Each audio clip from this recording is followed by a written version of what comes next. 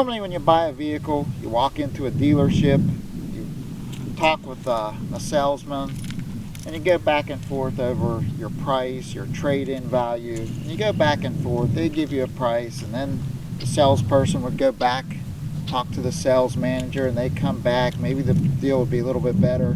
That's pretty much the way it goes, and then you usually decide if you're going to buy or just, leave and go somewhere else. So over the years, the one tactic that I usually do is to try to find different dealerships. A lot of times you're going to spend a lot of hours, a lot of days to set this up. So what you do is you go to different dealerships, and your goal is to get a business card from them and to get some kind of numbers on it. You may have to go to a dealership for a vehicle that you're not even interested in or slightly interested in to get that card. And here's why you do that. So let's say you get a couple cards and you go to the dealership where the vehicle is that you really want to buy. You want to kind of let it slip that you've been looking around at other dealerships. Now, when a salesperson hears that, automatically they know that you're looking somewhere else, and they may have to try harder to get to sell you a car. So that's one of the things you want to do. You want to try to go to different dealerships, and do this even if it's a vehicle you are interested in. Let's say this vehicle, for example. I would go to different Kia dealerships. I'm going to cut right here. A lot of you guys are thinking right now, all those Kias are junk, they're junk. The last vehicle, the vehicle I traded on this, it was a Kia. I bought it new. It was a 2013 model. I had it for 8.5 years, 99,000 miles. Anything I ever had wrong with it was the typical brakes and putting tires on it. It was a very good, reliable vehicle, and Kia has come a long way. So I ended up buying the same vehicle, same color, just a newer model. So we'll get that out of the way. I like Kia. Some guys might not, but I think they're a pretty decent vehicle for what you pay for them. So back to the dealership thing. You want to go to different dealerships. You want to talk with them. Try to get your best deal. So when you go to the next dealership, you'll have some kind of leverage when they know that you went other places. And they already know that you're going to, you're shopping around, you're going to buy off somebody, and they want it to be them. So you try to use that to your advantage.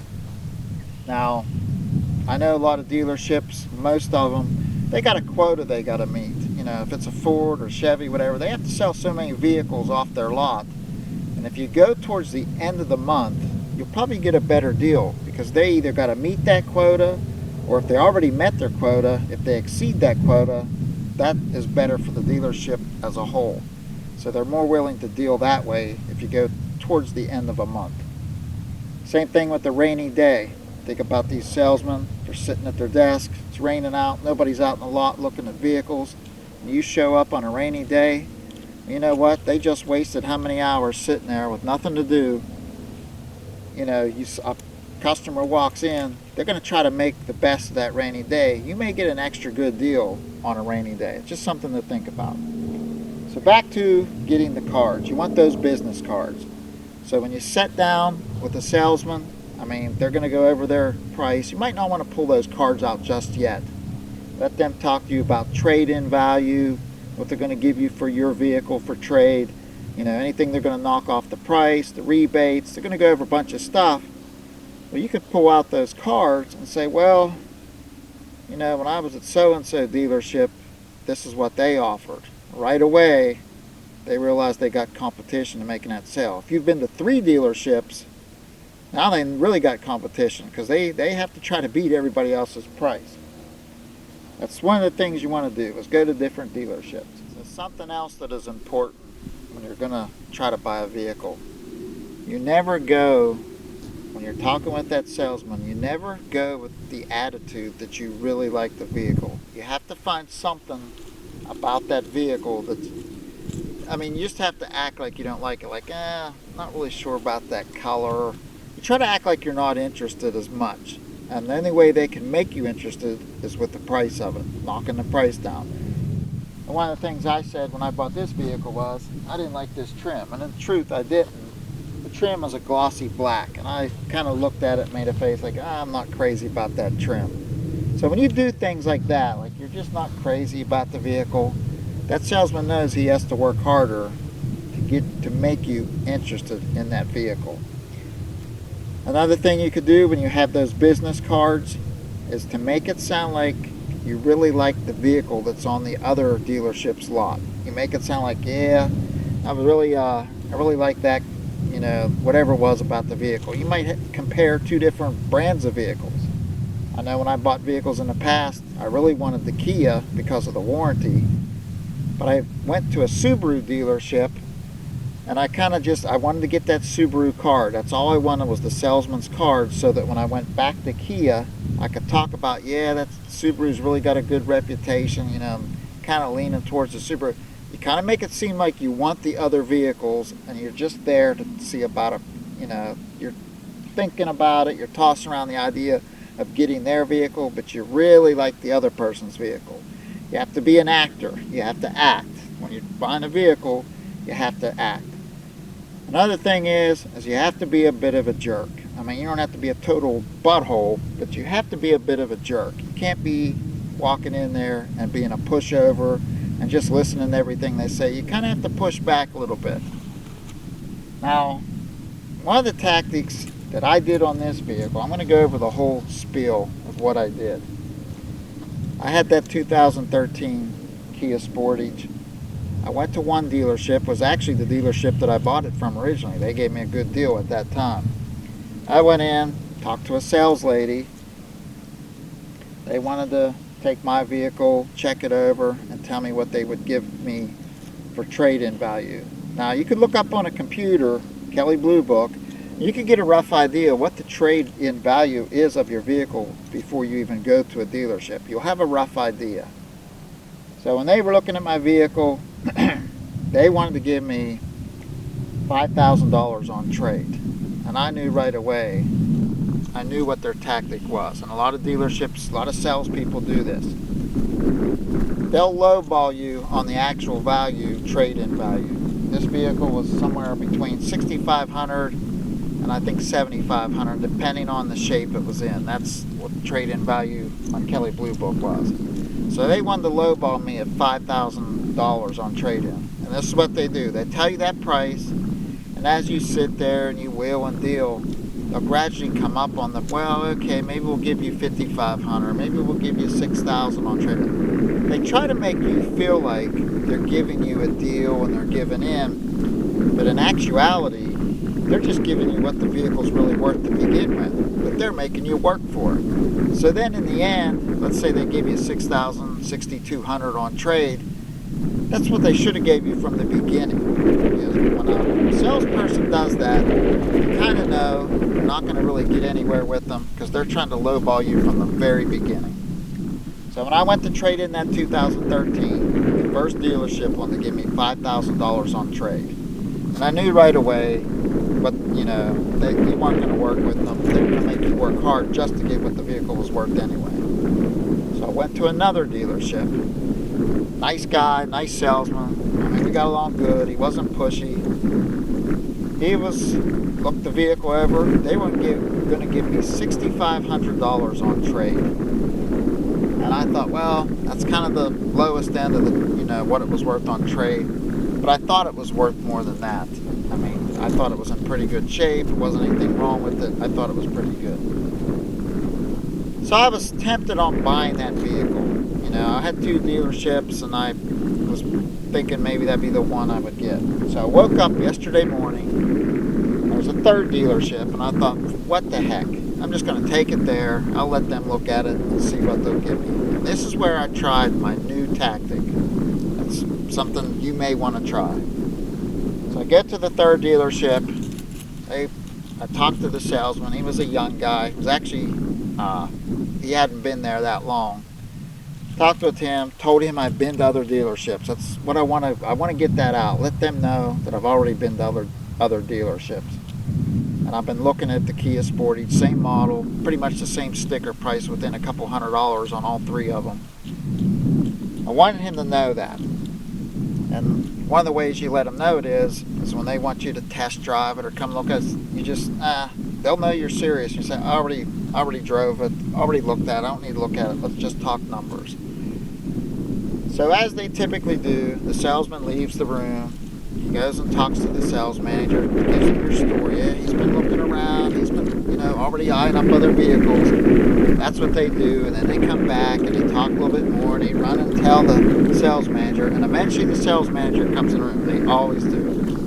So the sales manager comes in, he looks at me and he goes, so what kind of deal did you get at the other dealerships? In the past, I would tell them the deal so that they would beat it. Usually they'd beat it by $100, $200. It was just change. They wouldn't beat it by very much, but just enough to get your service. They might even say, oh, we'll give you oil changes for the next year or the next 2 years.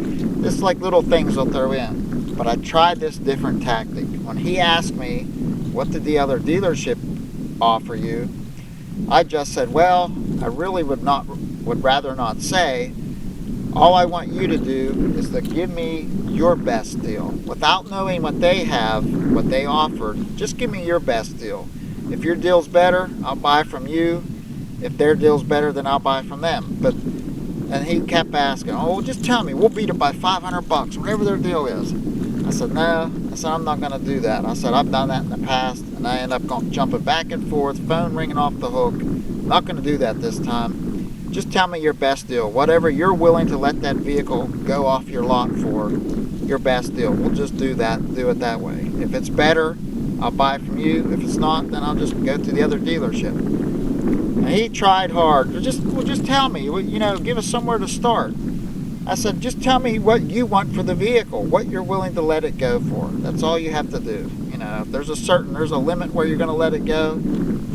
So he you could tell he was a little frustrated. So the sales manager takes some paperwork. He goes back. When he comes back to the salesman and he lays that paper on the desk, he was going to give me $7,300 off of, $7,300 trade-in value. That was amazing. I went from $5,000 to $6,500 to $7,300. And the reason is because he didn't know what the other dealerships offered. He had no idea. So to make his dealership look better, he got to beat the deal. He kept telling me, oh, we'll beat their deal, we'll beat it. But he didn't know where to start. And as he was asking me to tell him what they were gonna, what kind of deal they gave me, I just looked at him. I told him, I said, it's just like playing poker. You don't know what the other person's hand is. Just tell me your best deal. That's all I need to know. Just tell me your best deal. I'll leave you alone if it doesn't beat it. So he come back with that $7,300. And I believe there was some other incentives. There was other stuff he must have did, because the second dealership, the total out the door price was $18,000. This is with my trade and everything. It was $18,885. The third dealership, the total out the door price was $17,075. That's like $1,800 difference just by using that tactic of not telling him what the other dealership was willing to offer.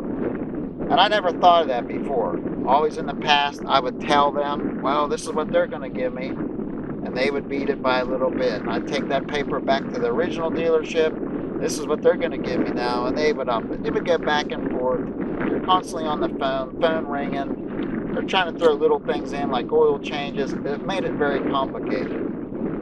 But going in there and just telling them that just give me your best deal, without them knowing the other dealership's offer, it made it rough on them. They didn't want to be beat or make their dealership look bad. They wanted to give the best deal, and they actually gave a better deal, not knowing they gave a better deal. The funniest part was that salesman had that paper laid there, even though I looked at it and thought, I'm buying this one. He goes, well, how did I do? I said, well, you're in the ballpark. I mean, you guys are pretty close. I didn't tell him the truth, that he actually blew the other dealership away. But I just want to tell that story. If you guys are out there thinking about getting a vehicle, it might be some kind of tactic that you might want to try to maybe get yourself a better deal. It worked for me. It worked like a charm.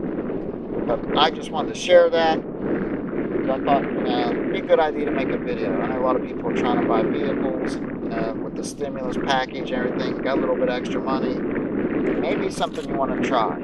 I'll just go over it one more time. Get yourself several business cards by going to different dealerships. It doesn't even have to be really the same dealer, because especially if you're trading in. Because if you're trading in, you want to know what that trade-in value is, and you want the most for your trade. But go to different dealerships, get those cards, and when you find them, get a couple of those cards, you go to another dealership, don't tell him the offer the other dealers gave. Just tell them, well, just give me your best deal. You don't have to know what the other people offered. Just give me your best deal. And it worked like a charm when I picked this thing up. So that's all for the video, guys. Hopefully you find that interesting, not too boring. I know I like to ramble when I talk. I kind of get sidetracked a little bit. Just wanted to share those couple tips. So thanks, guys. Thanks for watching. I'll see you on the next video.